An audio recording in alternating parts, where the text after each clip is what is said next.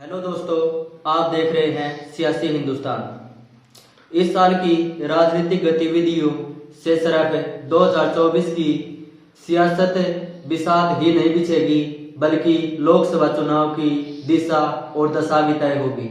इस वर्ष 9 राज्यों में चुनाव होने वाले हैं, जिनमें से साल के शुरू में 4 राज्यों में जबकि अंत में 5 राज्यों में चुनाव होंगे।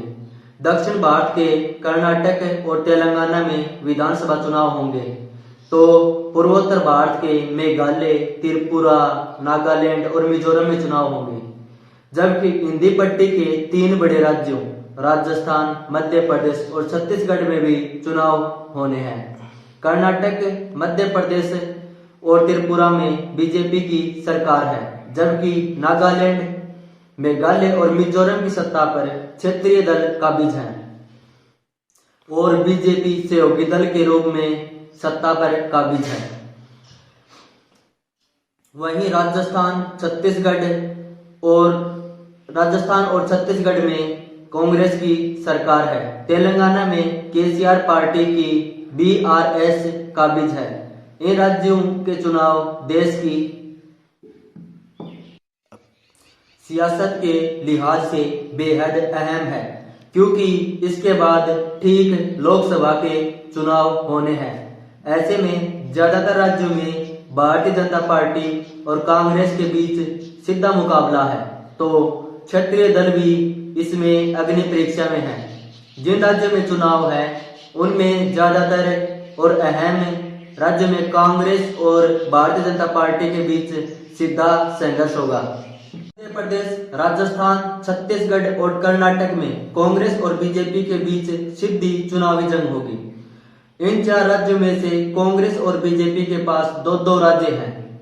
ऐसे में कांग्रेस अपने दोनों राज्यों की सत्ता को बचाए रखते हुए बीजेपी से कर्नाटक और मध्य प्रदेश की सत्ता हासिल करने की कोशिश में रहेगी।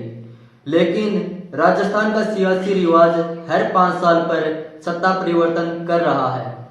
ऐसे में कांग्रेस को काफी जद्दोजहद करनी पड़ेगी। वहीं बीजेपी को 2018 में इन 4 राज्यों से हार का मुंह देखना पड़ा।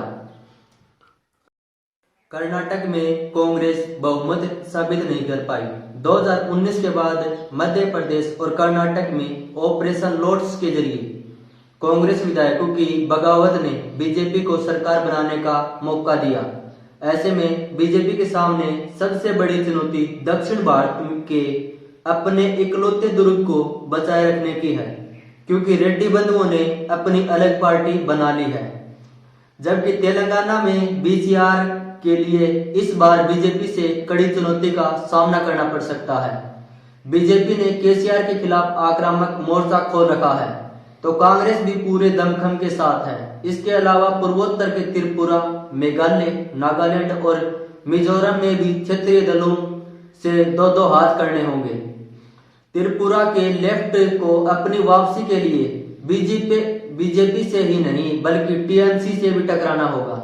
ऐसे में मेघालय, मिजोरम और नागालैंड में कांग्रेस की अगुवाई वाले क्षेत्रीय दलों के गठबंधन और बीजेपी के गठबंधन से मुकाबला है। ऐसे में अगर क्षेत्रीय दलों ने अपना प्रदर्शन बेहतर किया तो छोटे दलों की अहमियत बढ़ेगी। ऐसी ही और न्यूज और जानकारी लेने के लिए आप हमारे सियासी भारत चैनल को लाइक, शेयर और सब्सक्राइब करें। जय हिंद, जय भारत।